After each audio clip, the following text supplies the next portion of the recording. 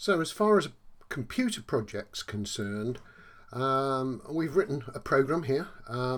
We've decomposed it to make it a little easier, mainly with the solve function, but we even decomposed it inside here. But I'm going to tidy this up now because it's not very good. So we're doing a little bit of maintenance. This is part of the software development lifecycle that we go through. The only part that I'm missing really is the design on paper. I've skipped that to go straight to the program. But I'm going to take these now, b squared, 4ac, 2a, and I'm going to build up my equation by not using them. I'm going to test it at each stage as well, just to make sure I haven't made a mistake. So really, if I put the same values in, the 2, 3 and minus 2, I should always get the same two roots. I'm going to make a deliberate mistake to show you at this part here, where we do the division, that we've got to be very careful, and this is where Bidness might come in useful. So let's start off with b squared. So wherever I've got b squared, which is here, I'm going to replace it with these two, b times b. So I'm going to copy that, and I'm going to replace the b squared there. And I'm going to comment out that line just in case I need to come back to it and I don't want to type it back in. Whoops, a comment is the hash in Python. There we go. So if I run my program again, let's close the shell, run it, and put the same coordinates in, the same coefficients in, I should get the same answer out. So F5. So A was 2, 3 and minus 2, and I've got exactly the same two roots, so I'm happy with that. The next thing I'm going to do is replace this with my 4ac. So I'm putting the maths back into the equation, basically. So copy that, Control C, and replace it. It's the only place it appears. If I paste it there, and then comment out that line, so that's not used. Run my program again. Should get the same two roots for the equation. So it's 2, 3, minus 2. We've got the same two roots. Now I'm going to take out the 2a and replace it down here. So let me just copy that, replace that, and replace that, and then comment out this line. Now this is where mistakes are likely to come in. So hopefully we'll see what happens. So 2, 3 and minus 2.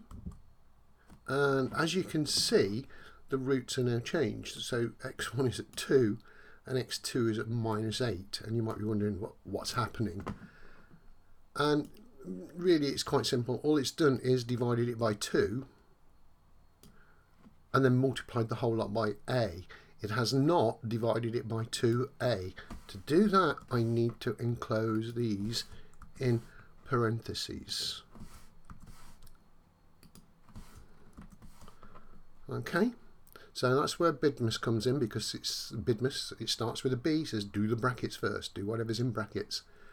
So it's going to do 2a as the whole number rather than just divide by 2. So let's save and run that again.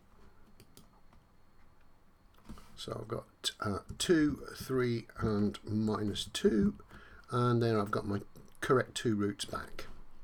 So that's the whole purpose of sort of knowing what roots you're going to be playing with, or having an equation that you know what the answers are, and then testing things out. So my next one is to replace this root part here with this bit. So I'm going to copy all of that, and I'm going to replace this here and this here for my two equations. Again, save and run, check the answers. Whoops, before I do that, I'm going to comment out that bit. Right, now run it. 2, 3, minus 2. So this is a really useful way of testing things bit by bit, just to make sure you don't make a mistake. If you'd have replaced them all, you probably wouldn't notice when the mistakes occur. And particularly when you're dealing with maths and brackets, you've got to be quite careful. So the next part that I really need to do is replace the x1 numerator with all of the x1 numerator equation. So I'm going to copy that, and I'm going to paste that there. And again, because we've got division coming in, we are probably going to end up with an error. I'm going to do the same with the x2 one, and replace the x2 numerator. Probably going to end up with an error because the division, I'm probably going to have to put the whole of the top part in brackets, but we'll see that happen. Let's comment these two out. There we go, and run my program again. So I'm expecting it not to work. 2, 3, minus 2, and there you can see that we've got minus 1.75, minus 4.25, and the fix is just by putting the entire numerator in brackets.